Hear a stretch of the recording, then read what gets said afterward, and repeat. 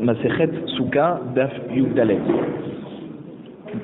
On avait expliqué dans le Daf Yud-Gimel Amoudbet que si on avait coupé des végétaux, d'accord, pour les manger, et qu'on avait changé d'avis, et qu'au lieu de les utiliser pour les manger, on voulait en faire un srach.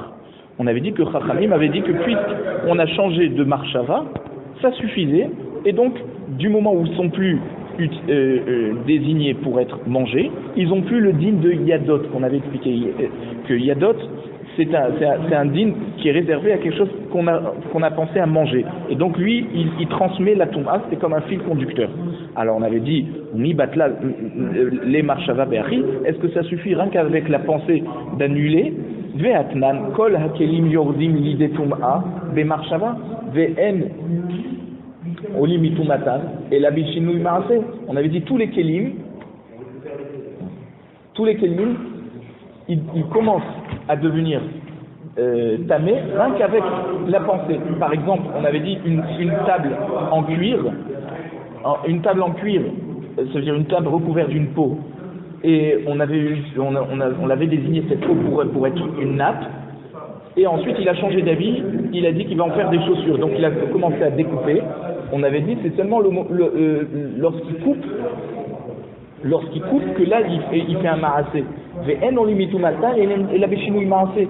D'accord, ils ne peuvent sortir du cas de Toum'a, qui est lié à quelque chose à un kéli, d'accord, seulement lorsqu'il découpe. Tant qu'il découpe pas, la nappe en cuir garde son din de kéli, puisqu'elle était désignée telle qu'elle à être quelque chose qui est utilisable tel quel. Du moment où il a coupé pour pouvoir en faire des chaussures, là elle perd son Torah Kéli. Donc on voit que ça marche pas avec la marshava, il faut un ma'aseh. Ma'aseh motzi miyad ma'aseh ou miyad marshava. Une action, d'accord, peut venir transformer une autre action ou une autre marshava kol sheken. Mais marshava, enamotzi lo miyad ma'aseh ve lo miyad marshava.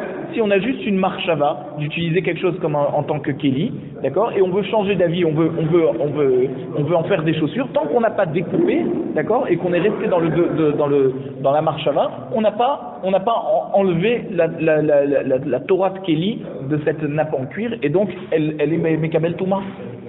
Donc qu'est-ce que tu me dis que Rabbanan te dit quand tu as coupé quelque chose pour manger, et mais pitom tu as changé d'avis, tu as dit tu vas en faire un frère, c'est bon, ça sort ça veut dire c'est plus Mekabel Touma, il n'y a plus le din de Yadot. C'est pas logique. La Gemara te dit Vechit et Mahan Emile Kelim de Chachivé. Aval Yadot de l'Etzorech Achilaninu, Bemarshava Naase ou Bemarshava Salka.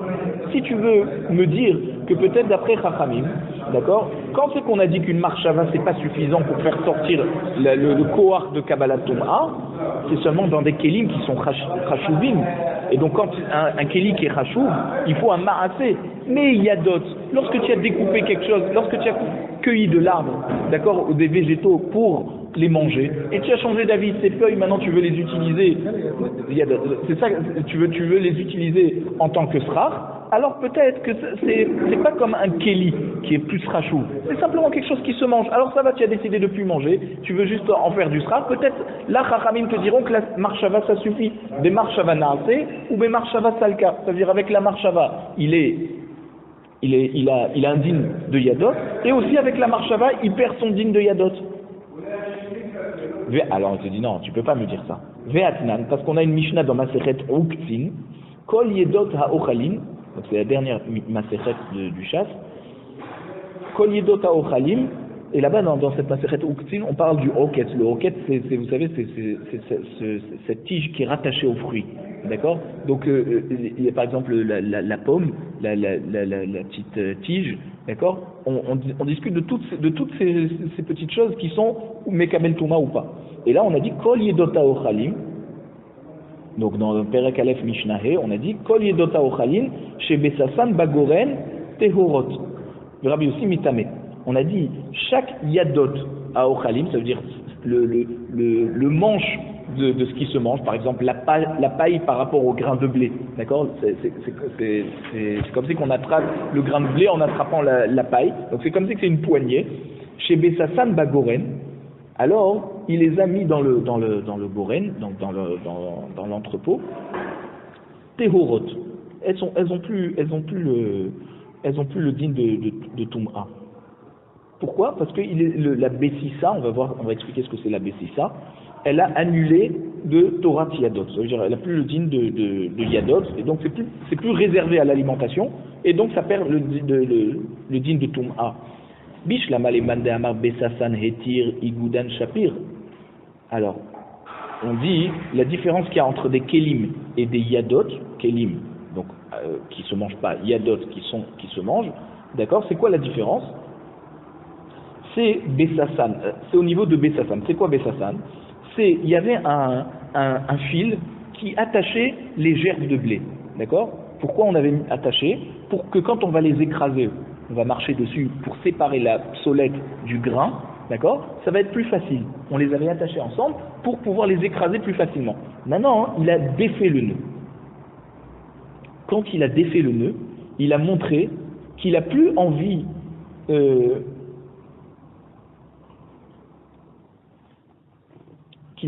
de séparer le grain de blé qui se mange avec la paille. Et donc, cet épi de blé n'a plus le din de Yadot. Pourquoi? Parce que il a montré en détachant le nœud qu'il est plus intéressé par en manger. Et on a dit dès que tu es plus intéressé par en manger, ça perd le din de Yadot. Ça transmet plus la Touma. C'est réservé par exemple pour faire du srach avec. Ok? Et là les man de Hamar, Maï Bessasan Mamash. Alors, d'après le man de Hamar qui nous dit, non, pas comme Rabbi Elazar qui nous a expliqué que Bessassan c'est défaire le nœud. C'est Rabbi Yochanan qui nous dit que Bessassa, c'est quoi? C'est quand on écrase la récolte, mais pas avec des pieds des hommes, mais les pieds des animaux. D'accord? On fait passer des animaux sur cette... Et donc quoi? Lorsqu'il fait passer un animal dessus,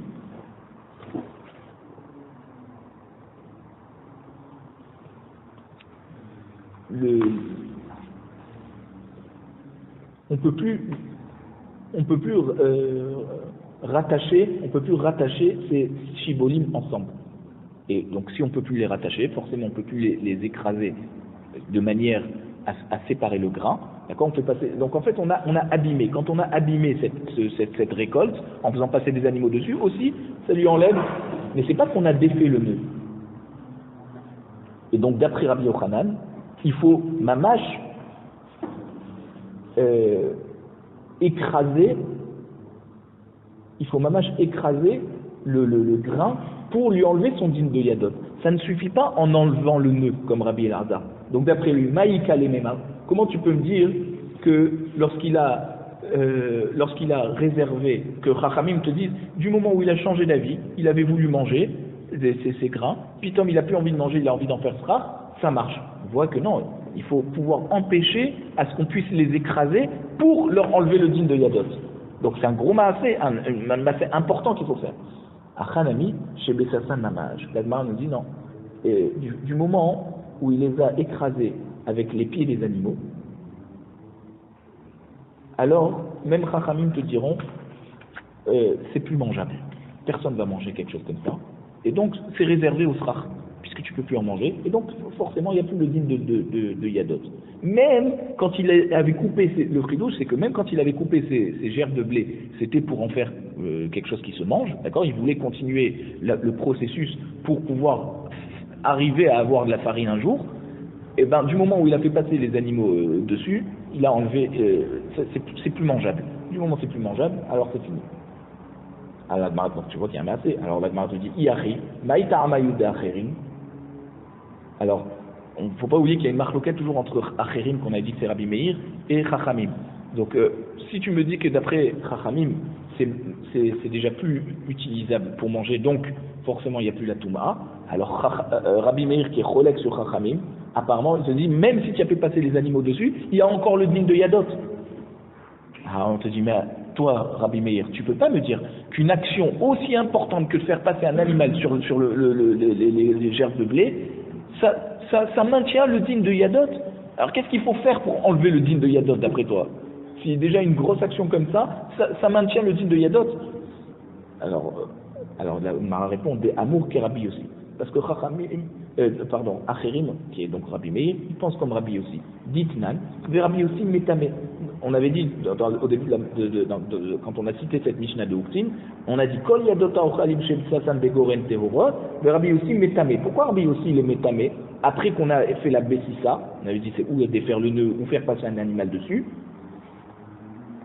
Il te dit, parce que Rabbi Yossi te dit, même cette action, quand bien même elle est importante, d'après moi, Rabbi Yossi, tant que le grain il est attaché à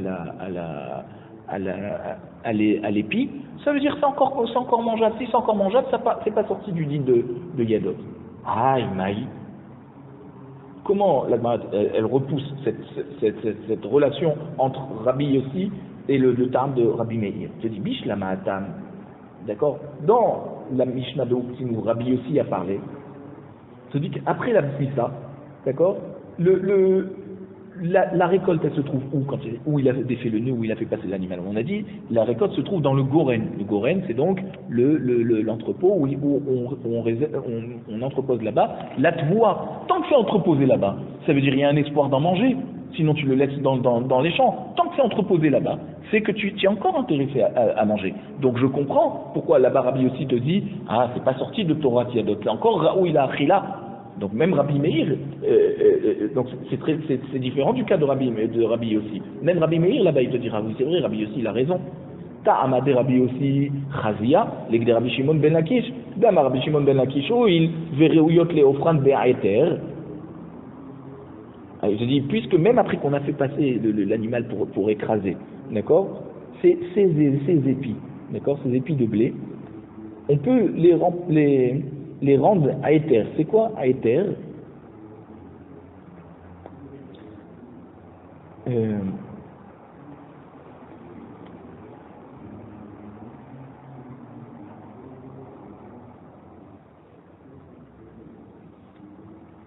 À éther, c'est un kéli, d'accord. On va utiliser ces épis de blé, donc cette paille, en fait le côté paille de l'épi de blé, pour faire quelque chose qui va racler, d'accord, comme un sort de râteau, comme un sort de l'ancêtre du balai, quoi, d'accord. Mais c'est surtout pour pouvoir brosser avec ces épis de blé qui sont secs, c'est de la paille maintenant, ça peut servir à brosser. Donc Rabbi aussi te dit, quand il a écrasé les épis de blé, par l'animal par exemple, c'est tout simplement pour attendrir, d'accord, pour rendre plus tendre l'épi de blé, c'est-à-dire la paille, d'accord, pour rendre plus tendre la paille. Et pourquoi il veut faire ça? Pour pouvoir utiliser, pour quelque chose qui brosse. Ah voilà, donc c'est pour retourner les céréales avec une fourche. Les offrandes éthères. Donc Rabbi Shimon ben Lakish nous dit que lorsque les céréales elles sont encore dans le goren, à l'endroit où on bat le grain, d'accord, la paille elle continue à servir de poignée pour retourner les céréales avec une fourche. Et là, les maïchazia, ici, lorsque tu as coupé de la récolte pour en manger, et puis toi tu veux en faire du srach, d'accord? Alors, ces épis de blé, de paille, quoi, à quoi ils servent? Tu peux plus en faire quoi que ce soit. Donc, si tu peux plus en faire quoi que ce soit, forcément,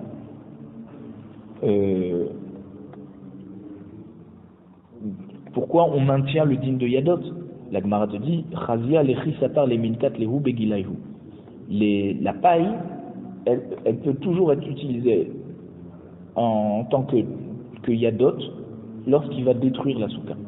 Un épi de blé, quand vous le posez en tant que srach, il ne va pas pourrir pendant une semaine, ça tient. Donc quand tu vas détruire la souka, tu peux prendre l'épi de blé et le moudre et faire de la farine. Donc c'est pour ça qu'il perd pas, d'après Rabbi Meir, qu'il perd pas son din de Yadot. Tu vois, tu peux toujours l'utiliser pour en manger. Et même si tu as changé d'avis, tu veux en faire du srach, c'est que momentané. Ça va tenir une semaine. Après, tu vas pouvoir le réutiliser pour manger. Et donc, il ne perd pas son din de yadot. Goufa. Maintenant, on va approfondir.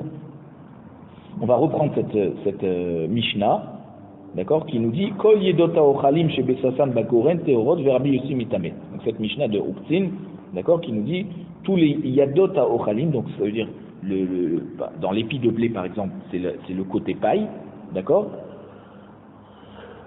Maï Besasan. Qu'est-ce que c'est Bessissa? Rabbi Yochanan Amar Besasan Mamash. Donc il a fait passer un animal dessus pour écraser. Rabbi El-Azar Omer Hetiragdan. Il a juste défait le nœud. Bishlama le Rabbi El-Azar de Amar Besasan Hetiragdan. Haïnou Demtame Rabbi aussi. Je comprends d'après Rabbi El-Azar qui te dit c'est quoi Besasan? C'est juste défaire le nœud. D'accord? C'est une petite action. Et ça indique comme une marchava. D'accord? Puisque c'est une toute petite action. Juste tu défais le nœud. C'est rien à faire. Alors là, je comprends que Rabbi aussi il dit que c'est encore tamé. Pourquoi c'est encore tamé? Ça veut dire qu'il y a encore le din de Yadot dessus. Qu'est-ce que tu as fait? Tu as fait une petite marchava. Ça veut dire une petite action qui est comparable à une marchava. On avait dit une marchava, elle ne suffit pas pour enlever le din de Yadot. Donc je comprends que Rabbi aussi maintient. Et là, les Rabbi Yochanan, des Amar Betsatan Mamash, d'après Rabbi Yochanan qui te dit que c'est faire passer l'animal, c'est vraiment une vraie action. Amaïm et Tamé Rabbi aussi, tu as fait une grosse action. Donc même d'après Rabbi aussi, on devrait faire sortir le din de Yadot. Tu as fait une action qui montre le contraire de ce que tu veux faire. Tu voulais en manger, maintenant tu fais passer l'animal dessus. Amar Rabbi Shimon ben Lakish, oui ouriot le offrande be'aeter. Là, Rabbi Shimon ben Lakish nous dit que puisque tu peux retourner la paille, tu peux retourner donc les céréales avec une fourche, et donc cette paille, elle peut nous permettre de servir de fourche et retourner les céréales, d'accord. Donc il est encore intéressé à ce que le grain de blé soit attaché à la paille, et donc s'il est encore intéressé, ça veut dire ça peut maintenir le din de Yadot. Amar Rabbi El-Azar, la manim shela tfilatan shel tzadikim ki eter. Maintenant, Rabbi El-Azar nous explique pourquoi la tfila des tzadikim elle est comparable au eter, c'est ce keli avec lequel on retourne la récolte. Comme on voit dans la tfila de Yitzhak qui voulait avoir des enfants, d'accord, il y a écrit le vaye'ater Yitzhak l'Hashem le nochach ishto ki akaraï vaye'ater le Hashem. On a dit le eter, donc on peut traduire vaye'ater lo Hashem que Hashem a exaucé cette fille-là, mais pourquoi on a utilisé ce mot eter? D'accord, l'omar lecha ma eter zemea pereta tvoa bagoren mimakom le makom. De même que ce keli, il permet de retourner la récolte, les céréales d'un endroit à un autre endroit, d'accord, inverser leur position. Af tfilatan shel tzadikim mais a pechet da'ato shel HaKadosh Baruch Hu mimidat achzariyut lemidat rachmanut. Même donc de même la tfila des tzadikim, elle peut inverser la mida de HaKadosh Baruch Hu lorsqu'il décide d'être midat adin et ça paraît cruel, il peut inverser cette mida en midat rachmanut. Mishnah Mesakerin benesarim divra biuda de Rabbi Meir Osef. On a le droit de faire du srach avec des nesarim, des planches de bois, d'après Rabbi Yehuda. Et Rabbi Meir interdit. Alors on va expliquer de quoi il s'agit.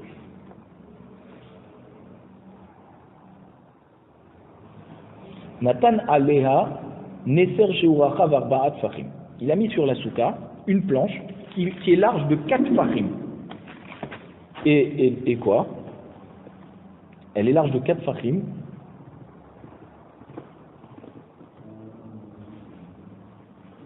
Et il y a moins de 4 amot entre cette planche et le mur. On va expliquer aussi. Ça c'est kasher. Ou bilvad shelo yishan tartav. Si tout le reste de la souka est avec du srar kasher, à part cette planche qu'il a mis, d'accord, alors la souka elle reste kshera, mais il ne faut pas dormir en dessous de cette planche. On parle quoi du ouais, il a pris une planche qu'il a mis en tant que srar. Alors la planche de bois, c'est aussi, ça vient du sol, et c'est pas Mekabel Touma, d'accord? Alors maintenant, il faut quand même définir quelle est la dimension qui est cachée. Amar Rav, Machloket, Benesarim, Sheyesh Bem Arba'a. Des Rabbi Meir, Itlek, Zerat Tikra. Donc, toute la Machloket entre Rabbi Meir et Rabbi Yehuda, puisqu'on a dit que d'après Rabbi Yehuda, on peut faire du strach avec des planches, et Rabbi Meir interdit. Quand c'est qu'il y a cette marloquette, vient nous expliquer Rav, c'est dans des planches qui a 4 fachim de large. Rabbi Meir, itlek zerat tikra. Il te dit, Il y a Chachamim ont fait une gzera, Rabbi Meir te dit que Chachamim ont fait une gzera, ils ont interdit de faire le srar avec des planches pour pas que les gens vont se permettre de faire leur souka avec le toit de leur maison. On dit à quoi ça sert qu'on construit une souka? Si tu peux faire du srar avec des planches, alors moi par exemple j'ai un toit en bois chez moi à la maison, c'était courant avant que le toit soit en bois, il dit bah alors ça va, le srar c'est quelque chose qui provient du sol et qui n'est pas mécabel tout main. Mon toit il est tout en bois, je le laisse tel quel et j'ai une souka chez moi à la maison. Et la Torah nous a demandé de faire une souka, pas de vivre dans la même maison toute l'année. Ok? Ça c'est la gzera de Rabbi Meir. De Rabbi Yehuda, l'ekle gzera tikra. Rabbi Yehuda, tu dis non, Chachamim n'ont jamais fait cette gzera. Si tu as un toit en bois, ben tu as un toit en bois, tant mieux pour toi. Aval binesarim chez en baem arba'a, divra kol tshira.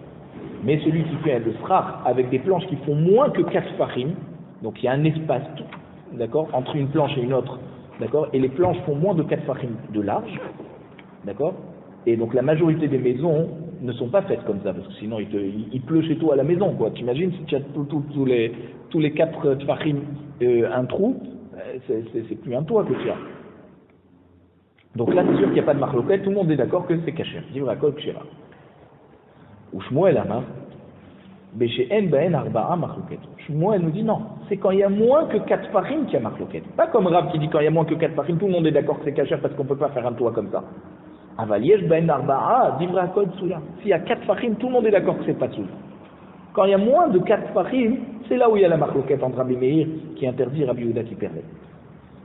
Alors on va voir d'après la Gemara qui a raison, Rav ou Shmuel, pour expliquer cette marloquette de Rabbi Meir et Rabbi Yehuda.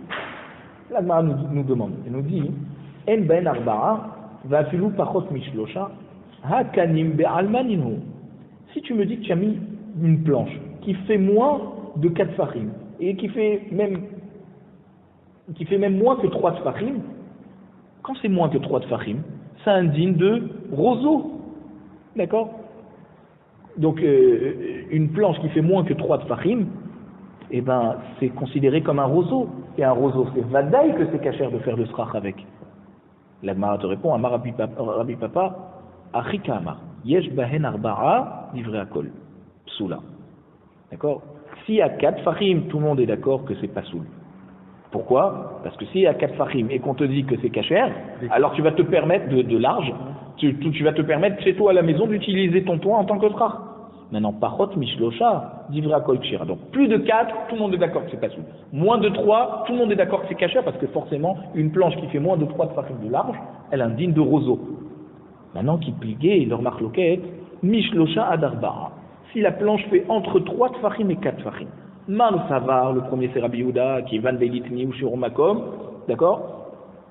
Puisqu'on n'a pas enseigné quelque part le shi'ur de quelque chose qui fait moins que 4 tfachim, d'accord? Lo gazrinan, alors on n'est pas gozer et donc c'est permis. Ou Mar Savar, qui est Van Denafkel et Mitorat Lavoud, gazrinan. Tu te dis non, ça a dépassé 3 tfachim, ok, même si c'est pas encore arrivé à 4 tfachim, mais en tout cas, c'est déjà sorti du din de lavoud. On avait dit lavoud, c'est quoi? Si tu as un espace de moins de 3 tfachim, d'accord, on considère que c'est rempli, d'accord, que c'est pas un espace vide. D'accord, si tu mets un poteau et tu laisses un espace de moins de 3 tfachim, c'est comme si c'est plus un poteau, c'est comme si tu avais une planche de plus de 4 tfachim. Il faut qu'il y ait plus, donc. Voilà, donc il te dit exactement, du moment où tu as dépassé 3 tfachim, et même si tu n'es pas arrivé à 4 tfachim, en tout cas, tu n'es plus dans le lavoud. Si tu n'es plus dans le lavoud, alors forcément, c'est plus indigne de roseau, d'accord? Et donc c'est plus indigne de roseau, tu peux pas faire le srach avec. Ça c'est Rabbi Meir. Tnan, on va voir maintenant, on va demander sur Rav. On va demander sur Rav.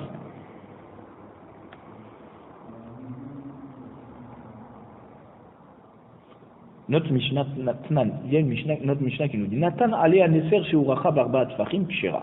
S'il a mis une planche sur la souka qui fait 4 fachim, donc c'est pas soul, hein, d'accord, mais il a placé à moins de 4 amot du mur de la souka, on a dit c'est cachère. Pourquoi c'est cachère? Parce que ça indigne de dofan akuma. Vous vous rappelez, on avait dit quand il y a un srach qui est au milieu de la souka et autour de ce srach il y a des planches, d'accord, on avait dit on considère que les murs de la souka, au lieu d'être en équerre, ils sont en angle comme ça et c'est cachère, d'accord. Ou bilvad chez Loïchan Tartar. On a dit il ne faut pas qu'il dort en dessous. Parce que techniquement, s'il dort en dessous, il ne peut pas dire je considère que le mur qui est comme ça est comme ça. Moi, je suis en dessous et je considère que le mur est comme ça, et donc c'est comme si je dors sous la souka. Non, il ne faut pas dormir en dessous. Bish la mal Shmuel de Amar Beshe'en Bahen Arba'a Machloket Aval Yesh Ben Arba'a Divra Kol Psula Mishumachi Loïchan Tartar. Et là, les Rav de Amar Beshe'en Bahen Arba'a Machloket Aval Ben Arba'a Divra Kol Pshira. Les Rabbi Yehuda Amay Loïchan Tartar. Je comprends. D'après Shmuel, qui te dit que quand il y a moins de 4 farim, d'accord, c'est là où il y a la Machloket. Mais s'il y a 4 farim, tout le monde est d'accord que c'est pas soul. Alors je comprends qu'on te dit si c'est pas soul, d'après tout le monde, s'il y a 4 farim, tu dois pas dormir en dessous. Mais d'après Rav qui te dit, quand il y a 4, il y a encore Machloket. S'il y a moins que 4, d'après tout le monde, c'est kasher. D'accord? Alors si tu as fait une planche de 4 farim, d'après Rabbi Yehuda, tu devrais pouvoir dormir en dessous, puisque d'après Rabbi Yehuda, c'est encore kasher. La Gemara te dit, donc si on t'a dit ne dors pas en dessous, ça veut dire qu'on n'est pas d'accord avec Rav.